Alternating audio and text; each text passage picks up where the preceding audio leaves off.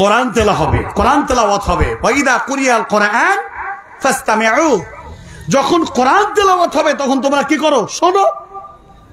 আর না তো যুবক যুবতী রাস্তা দিয়ে যারা ব্যবসায়ী কেনে সে যাচ্ছে আসছে যাচ্ছে আসছে, সুবহানাল্লাহ।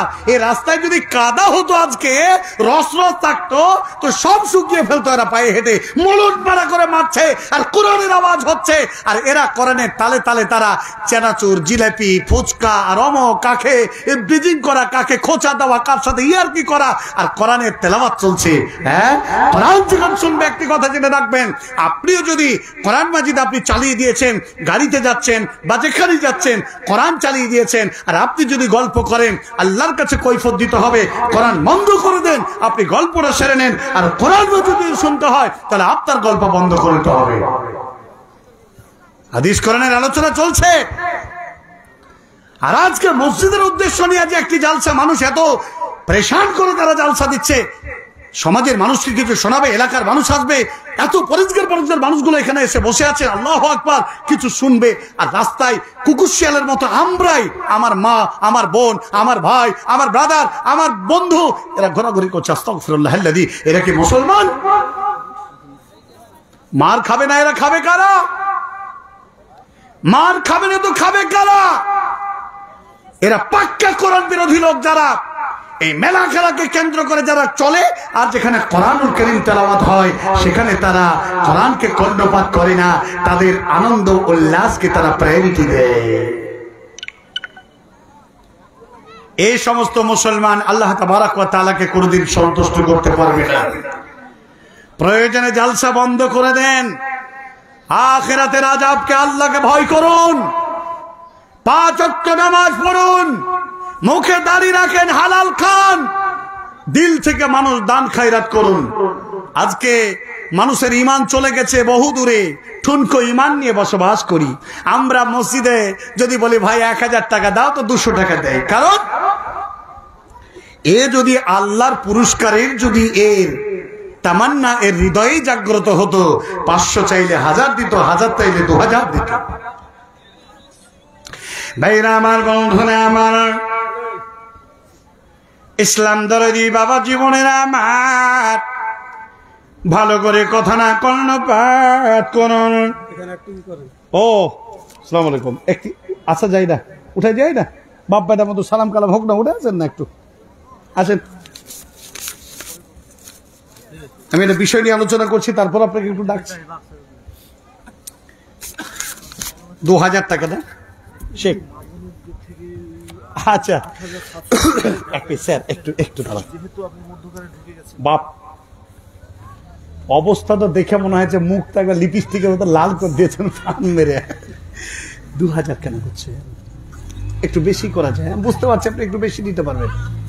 10,000 চাইছি না, 5,000 করে দেন। আর 2000 হলে 4000 হবে, 5 আর 3 করে দেন। শোনেন শোনেন না, হাফ সেঞ্চুরি করতে, এই বেটা কথা বলছে, আপনি তার উপর দিয়ে কথা বলছেন, মানে এখন বেটাদের রাত। 5000 ইনশাল্লাহ দেন। 2000 দিয়েছে, 3000 লেখেছে। আলহামদুলিল্লাহ বলেন, বলেন একবার আলহামদুলিল্লাহ।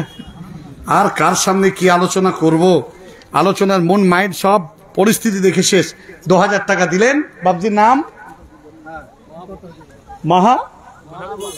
মাহবুব আলম। মাহবুব আলম বাবজি আমার 5,000 টাকা। মহিলাদের মধ্যে থেকে কত? আল্লাহ আকবার। মহিলাদের মধ্যে থেকে 8,000, মহিলাদের মধ্যে থেকে 8,000 কত? 770 টাকা। আলহামদুলিল্লাহ। একজন মায়ের জন্য, মা মারা গেছে, তার জন্য দোয়া। আর একটি কোরআন মাজিদ দিয়েছে বুঝি। আর আমার এই বাবজি, তিনি মাহবুব আলম সাহেব, তিনি দিলেন 5,000 টাকা। শেখ আর একটু বলেন। এখানে ওই বাহির থেকে লেবারদের কাছ থেকে একজন কালেকশন করে 2250 টাকা, বাহির থেকে লেবারদের কাছ থেকে তিনি 2250 টাকা কালেকশন করেছেন। আর এটা সোলেমান, এটাই। আচ্ছা আচ্ছা আচ্ছা, সোলেমান সাহেব, আলহামদুলিল্লাহ আলহামদুলিল্লাহ। বলেন। একটু যারা বসে আছে চায়ের ব্যবস্থা করা হয়েছে, যারা চা খেয়ে বলছি শুনে আলহামদুলিল্লাহ, শুনতে পেয়েছেন নিশ্চয়ই, মাশাআল্লাহ। আর বলার দরকার নাই। জি, আপনারা একটু চা খান, কোরআন হাদিসের কথা শুনেন। চতুর্দিকে কুয়াশা, আর সত্যি কথা বলছি। হ্যাঁ বলেন স্যার, বলেন। না ক্ষমা নয়, এটা আপনার অধিকার। আমার মাদ্রাসার এই জালসা কমিটির প্রেসিডেন্ট মাওলানা আফসার আলী সাহেব, মাওলানা সাহেব, আচ্ছা একটু বলে দিই আপনাকে। হ্যাঁ স্যার বলেন। মাওলানা আফসার আলী সাহেব জালসা কমিটির আচ্ছা শেখ আফসার আলী সাহেব জি সভাপতি। আমি এমনিতে এসেছি বাইরে থেকে, ওনার অনুপস্থিতিতে কিছু কথা বলে দিয়েছি তো। না না না না আলহামদুলিল্লাহ। তো যাই হোক, আমি একটু মাওলানা সাহেবের অনুমতি নিয়ে আমার গ্রামবাসীকে একটু অনুরোধ জানাচ্ছি, বিনম্র অনুরোধ জানাচ্ছি। আমরা এত বড় একটা কাজ করছি, দিনের কথা মানুষের কাছে পৌঁছে দেওয়া, মসজিদ করা আমাদের উপলক্ষ, কিন্তু দিনের বাণী পৌঁছে দেওয়া এটা হচ্ছে মুখ্য উদ্দেশ্য। জি তো আপনারা রাস্তাঘাটে আছেন, দূরে যারা চলে গেছেন, আমি বুঝতে পারছি মাইকের আওয়াজ যাচ্ছে, বাড়িতে শুয়ে শুয়ে আমি শুনতে পাচ্ছি, কিন্তু তার এক ফজিলত আছে। আর এই মাহফিলটাকে সাফল্য মণ্ডিত করার জন্য আমাদের অন্তত এই দক্ষিণ পাড়ার মানুষের একটা গুরু দায়িত্ব আছে। আপনারা যে যেখানে আছেন, যুব সমাজ, আমি দেখলাম রাস্তাতে কিভাবে তারা ঘুরে বেড়াচ্ছে। তো সবাই যদি একটু এসে এই সামনে মাহফিল যারা এখানে আছেন, আমি অভিভূত হচ্ছি এনাদেরকে দেখে, এই ঠান্ডাতেও ওনারা জি কিভাবে সুন্দরভাবে সংযতভাবে বসে থেকে দিনের কথা শুনছেন। একটাই উদ্দেশ্য যে আল্লাহর কাছে ক্ষমা চাওয়া, আল্লাহর দিনের কথা শোনা এবং জান্নাতের একটা আশা নিয়ে এখানে বসে থাকা। আপনারা সবাই আসুন, যে যেখানে আছেন, বাড়িতে থাকলেও দক্ষিণ পাড়ার মানুষকে আমি অনুরোধ করছি আপনারা এখানে আসুন, যাতে করে আমরা সুন্দরভাবে মাওলানা সাহেব উৎসাহ পাবে, সুন্দরভাবে আমরা এটাকে শেষ করতে পারি ইনশাআল্লাহ তাআলা। হাই সাহেব এসছে গো, পানে 350 আছে না জর্দা নাই? তাহলে আসামে থাকতেন নাকি আপনি? ওদের মতন যে পান খাচ্ছেন আপনি, নোটটা ছিঁড়া না? ঠিক আছে ঠিক আছে। কত দিলেন? 500 টাকা। অবস্থাটা দেখে মনে হয় যে পান খাচ্ছেন আর মুজ কাটার কাটিং দেখছি। আল্লাহ আপনাকে অনেক ভালো রেখেছে ভাবছি। আলহামদুলিল্লাহ বলে। এটা আমার চাচার মতো মনে করেন, আমার মেজর চাচা ঠিক এরকমই দেখতে। তো 1000 হবে না, আর 1500 করেন বাবজি। আমার 2000 টাকা, 500 নগদ আর 1500 টাকা বাকি। এই যে জায়গাটায় বসে আছেন না, এটা আল্লাহর ঘর। জোরে বলেন তো, আল্লাহ আল্লাহর ঘরে আমাদেরকে অবস্থান করিয়েছে, আলহামদুলিল্লাহ, মাশাআল্লাহ। ঠিক আছে বাবজি। ও সুবহানাল্লাহ। এসব মাল আল্লাহর দুনিয়াতে আজ আছে কাল নেই, কখন চলে যাব। হ্যাঁ শেখ মাস্টার মশাইয়ের কত দিলেন? ও শ্বশুর, আচ্ছা আচ্ছা আচ্ছা আচ্ছা, স্যারের শ্বশুর মশাই দিয়েছেন। আল্লাহু আকবার, আলহামদুলিল্লাহ আলহামদুলিল্লাহ। স্যার দিয়েছেন নাকি?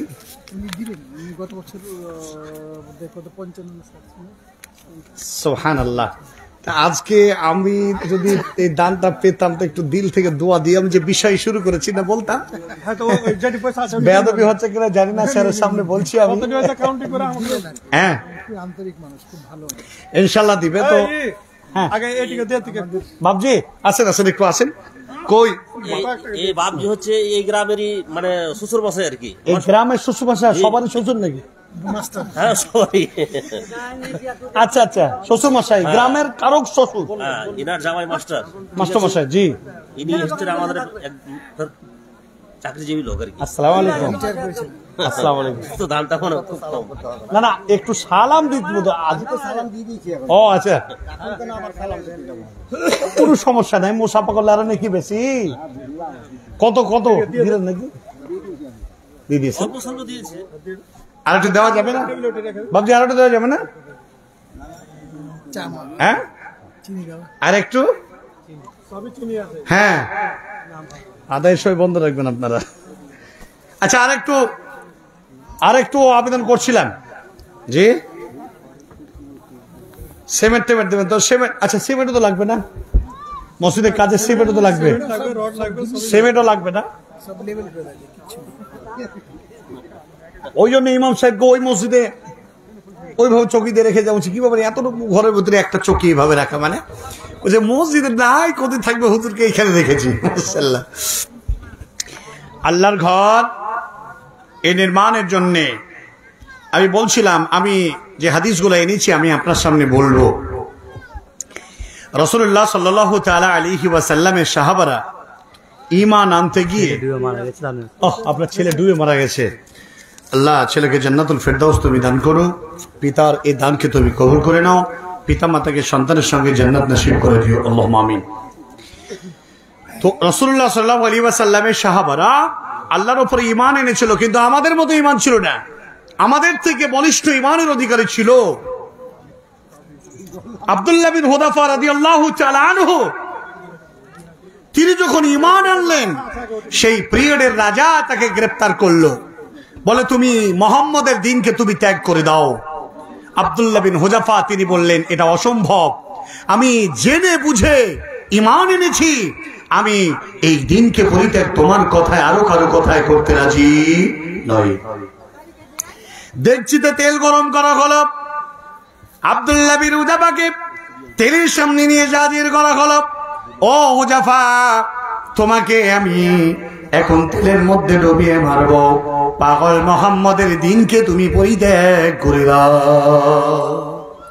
আব্দুল্লাহ বিন হুযাফা বললেন, আমার মতো হুযাফা কখনোই তোমার মউতকে ভয় করে না, মাউতের মালিক হলেন আল্লাহ, এ আল্লাহকে ছাড়া আমি আর কাউকে ভয় করি না। একজন মুসলমান কয়েদিকে নিয়েছে তীরের মধ্যে ডুবাই দিল, মুহূর্তের মধ্যে মারা গেল। বেনামিতে একজন কোরআনুল কারীম, আল্লাহ তার দানকে কবুল করে নাও, আল্লাহুম্মা সাল্লি আলাইহি আল্লাহুম্মা বারিক আলাইহি। সঙ্গে সঙ্গে আল্লাহর গোলাম মুসলমান কয়েদি শাহাদাত বরণ করলেন। আব্দুল্লাহ বিন হুযাফাকে তারপরে নিয়ে আসা হলো, বলে এখনই তোমাকে তেলের মধ্যে ডুবিয়ে মারা হবে। তিনি বলেছেন আমি কালিমা পাঠ করেছি, লা ইলাহা ইল্লাল্লাহ ওয়া আন্না মুহাম্মাদুর রাসূলুল্লাহ, আশহাদু আল লা ইলাহা ইল্লাল্লাহ মুহাম্মাদুর রাসূলুল্লাহ। ঈমান এনেছি। আব্দুল্লাহ বিন হুযাফাকে তেলের মধ্যে ফেলে শহীদ করা হবে। পূর্ব মুহূর্ত পর্যন্ত বলছে, ও আব্দুল্লাহ তুমি এখন, হে হুযাফা তুমি এখন ফিরে এসো, অন্যথায় তোমাকে এই মুহূর্তে তোমাকে মেরে দেওয়া হবে। আব্দুল্লাহ বিন হুযাফা বললেন, ও ক্ষমতার শীর্ষে অধিকারী বসে থাকা ব্যক্তিরা, তোমরা শুনে না, আমরা আল্লাহর বান্দা। আমি একটি কথা আপনাদের বলে দিই, তোমাদের বলে দিই, আমার গায়ে যতগুলো লোম রয়েছে ততগুলো আব্দুল্লাহ বিন হুযাফা আল্লাহর জমিনে জিন্দা আছি। অতএব আমার মতো একটা আব্দুল্লাহ বিন হুযাফাকে মেরে ইসলামের মুহাম্মদের দ্বীনের কোনো ক্ষতি করতে পারবে না। ভাইরা আমার, বন্ধুরা আমার, শুধু তাই নয়, এই দ্বীনের উপরে অবিচল থাকার জন্যে খাব্বাব রাদিয়াল্লাহু তাআলা আনহুকে জিজ্ঞাসা করছেন সাহাবারা, ভাই খাব্বাব ঈমান আনতে গিয়ে আপনার কি কোনো সমস্যা হয় নাই, কোনো মুসিবতের মধ্যে পড়তে হয় নাই? এই খাব্বাব রাদিয়াল্লাহু তাআলা আনহু তিনি বললেন, ও ভাইজান, পিঠের জামাটা ছেড়ে ধরা হলো, পিঠটার দিকে তাকানো হলো, বড় বড় গর্ত হয়ে গেছে। সময়ে বাচ্চারা খালি গায়ে থাকলে ওই গর্তের ভিতরে আঙুল ঢুকিয়ে দিয়ে তারা খেলাধুলা করত। খাব্বাব বিন রাদিয়াল্লাহু তাআলা আনহু তিনি বলছেন, আমি ঈমান আনার কারণে আমাকে তপ্ত বালির উপরে আগুনের আঙার তৈরি করে দিয়ে আমাকে বিবস্ত্র করে আগুনের মধ্যে শুইয়ে দেওয়া হয়েছিল। বলা হয়েছিল, হে খাব্বাব বিন, তুমি মুহাম্মদের দ্বীনকে ছেড়ে দাও, মুহাম্মদ সাল্লাল্লাহু আলাইহি ওয়াসাল্লামকে আমি ছেড়তে পারবো না। শেষ পর্যন্ত খাব্বাব রাদিয়াল্লাহু তাআলা আনহু তিনি বলছেন, এই পিঠের তলায় আগুন দিয়ে আমাকে যখন ঝলসানো হচ্ছিল, আমার ভিতরে আগুনের গুলগুলো ঢুকে গিয়ে পড়তে পড়তে পড়তে পড়তে পড়তে ভিতরে চলে গেছিল। যতদূর পর্যন্ত আগুন ছিল ততদূর পর্যন্ত এই আগুন পুড়েই চলে গেছে, ততটা গর্ত হয়ে আমার শরীরে স্পট পড়ে গেছি। ভাইরা আমার, বন্ধুরা আমার, শুধু তাই নয়, হযরতে বেলাল রাদিয়াল্লাহু তাআলা আনহু তিনাকে বিশ্বনবীর উপর ঈমান আনার কারণে, আল্লাহ তাবারক ওয়া তাআলার উপরে ঈমান আনার কারণে তাকে তপ্ত বালির উপরে শুইয়ে দিয়ে, বুকের উপরে বড় বড় পাথর চাপিয়ে দিয়ে তাকে দিন থেকে ফিরে আসার জন্য তার উপরে কত অত্যাচার করা হয়েছিল। হযরতে বেলালকে বলেছিল, উমাইয়া বিন খাদ, ও বেলাল ফিরে এসো, মুহাম্মাদের দ্বীনকে ছেড়ে দাও। হযরতে বেলাল বললে, আমি ছেড়ে দেব না। আহাদ আহাদ আহাদ, আল্লাহ এক, আল্লাহ এক, আল্লাহ ছাড়া আর কোন ইলাহ নেই। অতএব আমরা আল্লাহ তাবারক ওয়া তাআলার উপর ঈমান এনেছি, আমি আল্লাহর দ্বীন থেকে সরে যাব না। এই ছিল মজবুত ঈমান। আল্লাহ তাবারক ওয়া তাআলা তিনি বলছেন, এদের জীবনের সর্বস্বর সবকিছু আল্লাহর কাছে তারা কোরবানি করে দিয়েছিল। পবিত্র কোরআন সূরা আল আনআম আয়াত নাম্বার 162, ভালো করে বাড়িতে গিয়ে খুলে খুলে পড়ে বাংলা তরজমা মোবাইলে গিয়ে দেখবেন। আল্লাহ তাবারক ওয়া তাআলা তিনি বলছেন, বিসমিল্লাহির রহমানির রহিম, قل إن صلاتي ونسكي ومحياي ومماتي لله رب العالمين। আল্লাহ তাবারক ওয়া তাআলা বললেন, হে নবী মুহাম্মদ, আপনি বলে দিন, আমার নামাজ এবং আমার কুরবানি, ওয়ামাহিয়া এবং আমার পৃথিবীতে বেঁচে থাকা হায়াতে জিন্দেগি, ওয়ামামাতি লিল্লাহি রাব্বিল আলামিন এবং পৃথিবী ছেড়ে চলে যাওয়া সবটাই হলো আল্লাহ তাবারক ওয়া তাআলার জন্য। এই দুনিয়ার বাড়িতে যা কিছু আছে সবটাই হবে আল্লাহর জন্য। কোন মানুষের সঙ্গে যদি বন্ধুত্ব বানানো হয়, হুব্বু ফিল্লাহ, আল্লাহর জন্য বন্ধুত্ব বানাতে হবে। কোন মানুষের জন্য যদি দুশ্মনী করে বন্ধুত্ব যদি নষ্ট করে হয়, বুগযু ফিল্লাহ, তার সঙ্গে বন্ধুত্ব ছিন্ন করে দিতে হবে। ও মুসলমান, আল্লাহ তাবারক ওয়া তাআলার জন্য সালাত আদায় করতে হবে, কুরবানি করতে হবে, মালের কুরবানি করতে হবে, শরীর কুরবানি করতে হবে, জানের কুরবানি করতে হবে, সময়ের কুরবানি করতে হবে এবং ব্রেনের কুরবানি করতে হবে, জ্ঞানের কুরবানি করতে হবে। ভাইরা আমার, বন্ধুরা আমার, এ সমস্ত যা কিছু আছে না কেন, আল্লাহ তাবারক ওয়া তাআলার উপরে সমস্তটা কুরবানি হবে এক আল্লাহর সন্তুষ্টির জন্য। বিশ্বনবী জনাবে রাসূলুল্লাহ সাল্লাল্লাহু আলাইহি ওয়াসাল্লাম তিনি বললেন, আবু হুরায়রা হাদিসটা বর্ণনা করছেন, ভালো করে বুঝে যাবেন। মুসলমানদের মধ্যে তাওহীদের এডুকেশনের জ্ঞান নেই। একটা কথা কি জানেন? একটা হলো এডুকেশন আর একটা হলো ইনস্ট্রাকশন। একটা অপারেশন করলো, তার মানে ডাক্তার, আদর্শবান ডাক্তার, একজন ছুতোর মিস্ত্রি বললেই হবে না, তাকে এডুকেশনের মাধ্যম দিয়ে দেখা। অথচ অন্যান্য মুসলমানরা জানে যে এর নাম আব্দুল্লাহ, মোহাম্মদ মন্ডল, শেখ, সৈয়দ, পাঠান, এ হলো একজন মুসলমান। আসলে মুসলমান তো সেই যার নিজের হাসি, নিজের কান্না, নিজের দুঃখ, নিজের বেদনা সমস্ত সব কিছু বিসর্জন দেবে যার কাছে তিনি আল্লাহ, সেই আল্লাহর কাছে বিসর্জন দেওয়ার ব্যক্তি হলো একজন মুসলমান। প্রিয় ভাইরা আমার, আসলে আমাদের মধ্যে জ্ঞান গরিমা থাকতে পারে, কিন্তু যদি ইসলামিক জ্ঞান যদি না থাকে, ইসলামী তাওহীদ আকীদার এডুকেশন যদি না থাকে, জান্নাত জাহান্নাম হালাল হারাম এই সমস্ত বিবরণের তত্ত্ব যদি তার কাছে না থাকে, তাহলে হাজার শিক্ষিত হলো এই লোকটি আল্লাহর কাছে সন্তুষ্টজনক বান্দা, এই লোকটিকে আল্লাহ সন্তুষ্ট কখনো করতে পারবে না। হযরত আবু হুরায়রা রাদিয়াল্লাহু তাআলা তিনি বলছেন, কিলা ইয়া রাসূলুল্লাহ মান আকরামুন নাস, নবীজি আপনি বলুন সবচাইতে সম্মানিত ব্যক্তি আল্লাহর নিকটে কোন ব্যক্তি? সহজ সরল ভাষায় বিশ্বনবী বললেন, ক্বালা আতকাহুম, সবচাইতে যে লোকটা গাঢ় ঈমানদার সে। মুহাম্মদ সাল্লাল্লাহু আলাইহি ওয়াসাল্লাম, সাহাবারা বলছেন, ক্বালু হাদা নাসআলুক, হে রাসূল, ফাকালু নাসআলুক হাদা, এটা আমরা আপনাকে জিজ্ঞাসা করি না, তার উত্তর আমরা পেলাম না। আল্লাহ নবী বললেন, বুঝতে পারছেন সাহাবারা কি বলতে যাচ্ছেন। মুহাম্মদ সাল্লাল্লাহু আলাইহি ওয়াসাল্লাম তিনি বললেন, قال فيوسف نبي الله ابن نبي الله ابن خليل الله। বিশ্ব নবীর ইমামনগর থেকে নাজিমুল আর 500 টাকা নিতে পারেননি? জি, 1500 টাকা দান করলেন। আল্লাহ তার দানকে কবুল করে নিন। বিদর বলে আমিন।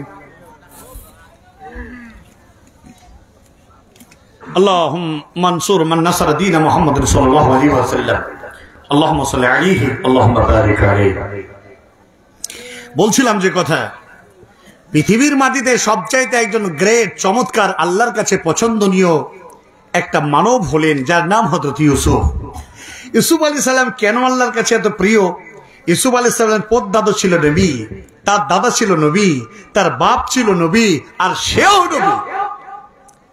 তার মানে নবীর ঘর থেকে তিনি নবী। মুহাম্মদ সাল্লাল্লাহু আলাইহি ওয়াসাল্লাম তিনি বলছেন, ইনি আল্লাহর কাছে সবচেয়ে পছন্দনীয় একজন মানুষ। সাহাবারা বললেন, ফাকালু লাইসা নাসালুকা হাদা, হে রাসূল, এটা আমরা আপনার কাছে জানতে চাই নাই, আমাদের উত্তরটা এখনো এলো না। বিশ্বনবী এবার বলছেন, কালা ফাআন মাআদিনিল আরব তাসআলুনি খিয়ারুহুম ফিল জাহিলিয়াতি ওয়া খিয়ারুহুম ফিল ইসলাম ইয ফাকাহু। আসলে জাহালাতের জামানায় যে লোকটা ছিল উত্তম, আর ইসলাম কবুল করে ইসলামের সংবিধান চালু হওয়ার পরে সেই প্রেক্ষাপটে যখন ছিল, সে যখন ছিল উত্তম। কিন্তু বাবা জেনে রাখো, যদি তার ভিতরে দিনের জ্ঞান বা দিনের বোধ যদি থাকে, ইসফাকুহু।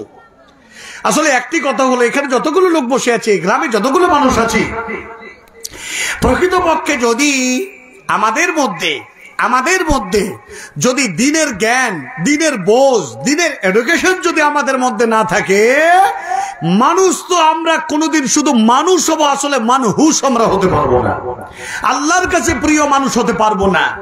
একজন master, doctor, professor, engineer, barrister যেই হোক না কেন, এই লোকটি আল্লাহকে খুশি করতে পারবে না যদি তার ভিতরে হারাম, হারাম, হালাল, জায়েজ, নাজায়েজ, বৈধ, অবৈধ, শরীয়তের টোটাল ডিটেইলস, বিধিবিধানের জ্ঞান যদি তার ভিতরে না থাকে, তাহলে সেই লোকটি আল্লাহকে সন্তুষ্ট করতে পারবে না। একজন নিরক্ষ লোক, একজন বোকা, বেকুব, কিন্তু তার ভিতরে আল্লাহর ভয় আছে, হারাম কোনটা সেটা জানে, কারেন্টের মতো ভয় করে, টাইগারের মতো ভয় করে, ও হারামকে হালালকে গ্রহণ করে, আর জায়েজ নাজায়েজের জ্ঞান, ইসলামের এডুকেশন তার ভিতরে আছে।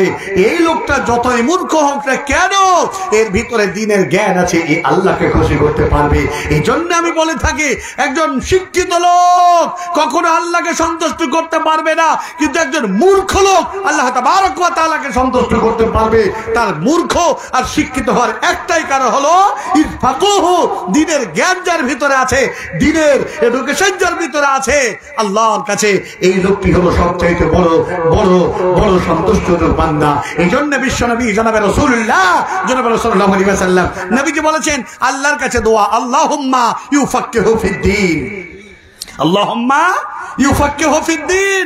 আল্লাহ, তুমি আমাকে দিনের ফকির দাও, দিনের জ্ঞান দাও, দিনের বোঝ দাও, বুঝদিল মানুষ আমাকে তুমি বানাও।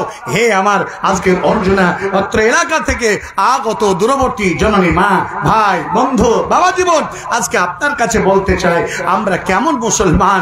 আজকে আমি নামাজ পড়ি, আমার পরিবারের সন্তানেরা নামাজ পড়ে না, আমি নামাজ পড়ি, আমার বড় ছেলেটা নামাজ পড়ে না, আমি নামাজ পড়ি, আমার বেটারা, আমার মেয়েরা, আমার স্ত্রী, আরো কেউ তারা আল্লাহ তাবারক ওয়া তাআলাকে তারা সন্তুষ্ট করতে পারে না। আমি এই জন্য আপনার কাছে বলতে চাই, আসেন আমরা আদর্শ গ্রাম গড়ি, আদর্শ পরিবার গড়ি।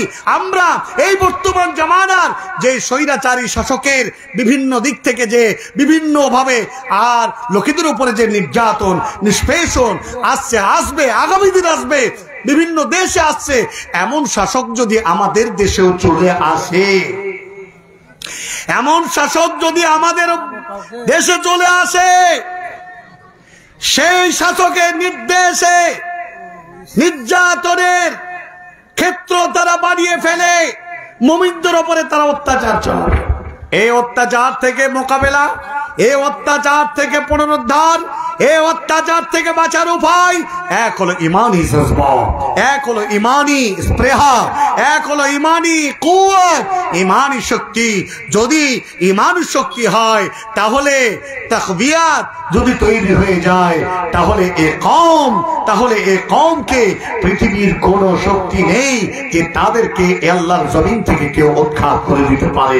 এজন্য কোনো ভয় নেই, কোনো হতাশা নেই। যতই নির্যাতন করুক, যত অত্যাচার করুক, ইমানি জজবা, ইমানি তাকবিয়াত যদি আপনার হৃদয়ে থেকে থাকে, কোনদিন আল্লাহর জমিন থেকে আপনাকে এক রতি কেউ সরাতে পারবে না। সুপ্রিয় ভাই, বাবা জীবন, আল্লাহ তাবারক ওয়া তাআলার কাছে আমি আপনাদেরকে একটি কথা বলতে চাই। এখনো পরিস্থিতিতে আপনাকে মহান আল্লাহ তাবারক ওয়া তাআলার এক পন্থা অবলম্বন করতে হবে। আজকের এই মসজিদের উদ্দেশ্যে আপনাদের প্রোগ্রাম, মানুষের কাছে দাও দাও দাও দাও দাও দাও এমন করে আপনাকে আহ্বান করতে হচ্ছে যেন মনে হচ্ছে এই মসজিদের আর কেউ নেই। আরে আল্লাহর ঘর, এই মসজিদ আল্লাহ তাবারক ওয়া তাআলা শেখদের, আল্লাহ রাব্বুল আলামিনের গোলামরা যদি বেঁচে থাকে তাহলে আল্লাহ তাবারক ওয়া তাআলার মসজিদ বানতে কতটা। বিশ্বনবী জনাবে রাসূলুল্লাহ জোরে বলেন সাল্লাল্লাহু আলাইহি ওয়াসাল্লাম, তাহলে সে একটু অল্প করে থাক। বিশ্বনবী জনাবে রাসূলুল্লাহ জোরে বলেন সাল্লাল্লাহু আলাইহি ওয়াসাল্লাম, সাহাবাদের মধ্যে ছিল চরম জান্নাতের লালচ। আমাদের মধ্যে জান্নাতের লালচ খুব কম লোকেদেরই আছে। কিন্তু আমরা একটা কথা যদি বলি আপনাকে, জান্নাতের লালচ আমাদের নেই মানে, তো জান্নাতের যদি লালচ থাকেন কেমন করে আছে শুনুন, একটা হাদিস শোনাই আপনাকে। মহানবী জনাবে রাসূলুল্লাহ, একটু কষ্ট করে একটু জোরে বলেন আল্লাহর নবীর নামে দরুদ সাল্লাল্লাহু আলাইহি ওয়াসাল্লাম। তিনি বসা আছেন, একজন এতিম সাহাবী নবীজির কাছে এলেন।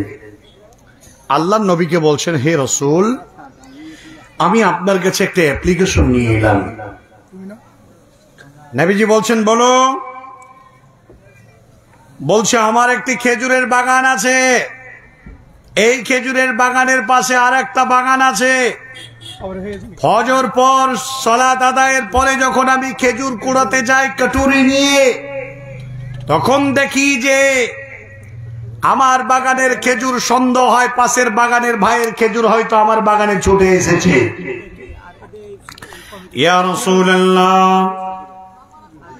আমার বড় সন্দেহ হলো, আমি এই বাগানের খেজুরগুলোকে আমি কুড়াতে আমার শখ হয়ে গেল, সন্দেহ হলো পাশের বাগানের মালিকের যদি খেজুরগুলো আমার বাগানে চলে আসে, তাহলে আমি যদি কুড়িয়ে নিয়ে চলে যাই, পরকালের মাঠে আসামির কাঠ গড়ায় আল্লাহ আমাকে দাঁড় করবেন। সিদ্ধান্ত নিলাম। দেখা গেল পাশের বাগানের মালিকের একটা খেজুরের গাছ রয়েছে সীমানার ওপরে। আমার গাছটার কারণে পাঁচিটা আমার সোজা হলো না। আমি তাকে বোঝালাম, ভাইজান খেজুরের গাছটা আমার সীমানার ওপরে আছে, আপনি কেটে নিন। কেটে নিল না, প্রাচীর সোজা হলো না। আমি বললাম, আপনি আমাকে সহযোগিতা করুন, আমাকে করলো না। ইয়া রাসূলুল্লাহ, আপনি যদি একবার তাকে বোঝাতেন, সে যদি গাছটা কেটে নিত, আমার প্রাচীরটা সোজা হয়ে যেত। আল্লাহর নবী ডাক দিলেন, এ বাবা তুমি শোনো। তিনি শোনার পরে বললেন, আমি একজন এতিম নবী, এতিমদেরকে আমি সবচাইতে বেশি ভালোবাসি। অতএব তুমি শুনে, এই খেজুরের গাছটা যদি তাকে তুমি দান করে দাও, আর গাছটা যদি কেটে নেয়, এতিম যদি এই বাগানের প্রাচীরটা সমান করে দিয়ে নিতে পারে, একটা গাছের বিনিময়ে আমি তোমাকে বলছি, তোমাকে জান্নাতে একখানা খেজুরের গাছের আমি জামিনদার হয়ে যাব। কোন উত্তর এলো না, চলে গেল। কিছুক্ষণ পর একজন সাহাবা বিশ্ব নবীর কাছে ছুটে এলেন, আল্লাহর নবীকে বললেন, ইয়া রাসূলুল্লাহ, এই খেজুরের যে গাছের গল্পটা শুনলাম, আল্লাহর নবী গো, একটা বার আপনি বলুন, আমি যদি এই খেজুরের গাছটা খরিদ করে দিই, তাহলে আমার জন্যও কি জান্নাতে একখানা খেজুরের গাছের ব্যবস্থা হবে? বিশ্বনবী বললেন, ও আবু দাদা, তোমার জন্য আল্লাহর নবী আমি খেজুরের গাছের ব্যবস্থা হয়ে যাবে। হযরত আবু দাদা ওই লোকটির কাছে ছুটে চলে গেল, যাওয়ার পরে বলছেন, ভাইয়া এই গাছটার কত টাকা দাম লাগবে আপনি বলুন, আমি আজকে খরিদ করতে চাই। হযরত আবু দাদা তিনি কথা বলাই তিনি রাজি হলেন না। শেষ পর্যন্ত বললেন, আপনি বলুন। দেখা গেল লোকটি রাজি হলো। কি সে শর্তে রাজি হলো? ও মুসলমান, রাজি হলো। তার একটি বড় লোভ দেখানো হলো, তাকে বলা হলো, আমার মদিনার মাটিতে একটা খেজুরের বাগান আছে, বাগানটাতে আমার 600টা গাছ আছে, আর বাগানে একটা বড় বাড়ি আছে, বাগানে একটা কুয়া আছে। এই বাগানের কুয়া, 600টা গাছ এবং বাড়িটাও সব তোমাকে দিয়ে দিলাম। এবার বলো তুমি আমাকে খেজুরের গাছটা তুমি দেবে কিনা? লালসটা কোথায়? লালসটা হলো জান্নাতে। প্রিয় ভাইরা আমার, অর্জুন গ্রামের আজকের অত্র এলাকার ভাই ও বাবা জীবনজননী মা হযরত আবু দাহদা বাগান দিলেন, কুয়া দিলেন, বড় বাড়ি দিলেন, গাছটা খরিদ করলেন, এতিমকে দিলেন, বাবা গাছ কেটে নাও, সুন্দর করে তুমি প্রাচীরটা তুমি দাও। ভাইরা আমার, বন্ধুরে আমার, এরপরে তিনি বাড়ি চলে গেলেন। বাড়ি যাওয়ার পরে বলছে, তেনার স্ত্রীকে ডেকে বলছে, ও উম্মে দাদা, উম্মে দাদা, লাব্বাইক। স্বামী জান বেরিয়ে এলো। হযরত আবু দাহদা বলছেন, সন্তান দুটোকে বের করে নিয়ে এসো। বাগান বিক্রি করে দিয়েছি, বাড়ি বিক্রি করে দিয়েছি, কুয়া বিক্রি করে দিয়েছি, এবার এই বাড়ি বাগান কুয়া আমাদের নয়, বেরিয়ে চলো রে বিবি। সন্তান দুটোকে নিয়ে বিবি আগে আগে, বিবি আর স্বামী আগে আগে হেঁটে চলে যায়। মেয়েটা বলছেন, স্বামী যান, লাভ করলেন না লোকসান করলেন, ব্যবসা করলেন, কি করলেন আমাকে জানান। হযরত আবু দাহদা বললেন, একটা খেজুরের গাছকে কিনে আমি এতিমকে দান করেছি। বিশ্বনবী বলা দিয়েছেন, জান্নাতে একখানা খেজুরের গাছ পাওয়া যাবে, এই বিনিময় যদি কেউ খরিদ করে দেয়।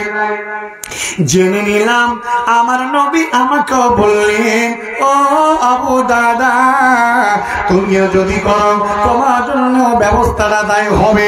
আমি খরিদ করে দিলাম, বাড়ি দিয়ে দিলাম। লোকটা রাজি হচ্ছিল না। সুখময় স্থান, যুগ যুগ ধরে যেখানে থাকবো, এই জান্নাতখানাকে নিজের আবাসস্থল মনে করে বিশ্বনবীর কথা মোতাবেক আমি খরিদ করে নিলাম।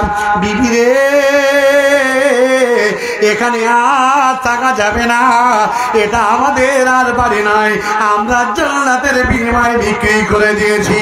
মেয়েটা বলছেন, আল্লাহ, এত দামি আমার স্ত্রী আমি, এত দামি আমার স্বামী, আমাকে তুমি দান করেছ, একাই জান্নাতে যাবে না, আমাদেরকে সঙ্গে নিয়েও জান্নাতে যাবে। বন্ধুরে আমার, আল্লাহ সন্তুষ্টিতে নবীর কথা মোতাবেক তারা আল্লাহ জান্নাতে খরিদ করে তারা জমিন থেকে বেরিয়ে চলে গেল। যাবে কোথায় জানি না, কোথায় যাবে তা জানে না, কিন্তু এটা জানে আমাদের দুনিয়াটা হলো ক্ষণস্থায়ী। বিশ্ব নবী আমার বলে দিয়েছে, কান্নাকা গরিবুন আও আবির সাবিল, দুনিয়াটা হলো একজন মুসাফিরের জায়গা, একজন পথিকের নয়, দুনিয়াতে চলতে হবে। অতএব দুনিয়ার কোন দান্দার নাই। ওমা হায়ামাল হায়াতুদ দুনিয়া ইল্লা মাতাউল গুরুর, দুনিয়াটা হলো ধোঁকার জায়গা, দুনিয়াটা হলো এক প্রতারণাময় জায়গা। এ দুনিয়া প্রত্যেকটা মানুষকে ধোঁকা দিয়েছে, অতএব আমরাও ধোঁকা পড়ে যাব। অতএব দুনিয়ার মহাব্বত করা যাবে না। বন্ধুরে আমার, বাপজিরে আমার, আবু দাদা জান্নাতের লালচে নিজের বাসস্থানটা, নিজের বাগান বাড়ি কোয়াটা সব আল্লাহর রাস্তায় দান করলেন। আপনি একবার বলেন আমরা কোথায়? নারে তাকবীর, লিল্লাহে তাকবীর। এই হলো মুসলমান। সালাম আলাইকুম। এই দেখেন এক আবু দাহাদা পেয়েছি। 10 জন ব্যক্তিকে একটা করে 1000 টাকা নিব। 1000 টাকা দুবার আছে।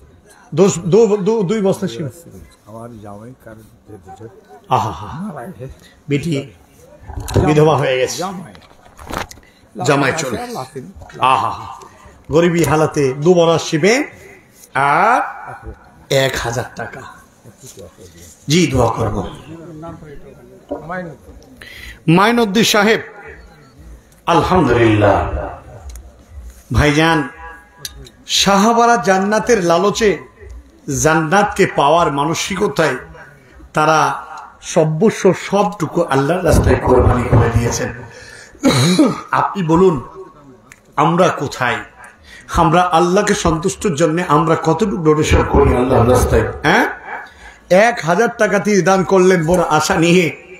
আমার জামাইটুক নেই, কারেন্টে ধরে দুনিয়ায় মারা গেছে। আল্লাহ, জামাইকে তুমি শাহাদাতের মওত হিসাবে কবুল করে নাও। জোরে বলুন আল্লাহ। এ দান শ্বশুর আব্বা তার জন্য করে, তার কবরে নাজাতের ব্যবস্থা তুমি করে দিও। শহীদ হলে আমরা খুশি, তারা খুশি, সে সুখময় স্থানে পাবে। হে মহান মাবুদ, আল্লাহ তুমি কবুল করে নাও। আল্লাহর কাছে দোয়া করি, اللهم انصر من نصر دين محمد صلى الله عليه وسلم اللهم اغفر له وارحمه اللهم اغفر له وارحمه আল্লাহ তুমি তাকে রহম করো। اللهم صل عليه اللهم بارك عليه। 1000 টাকা এলো একটা হাদিস।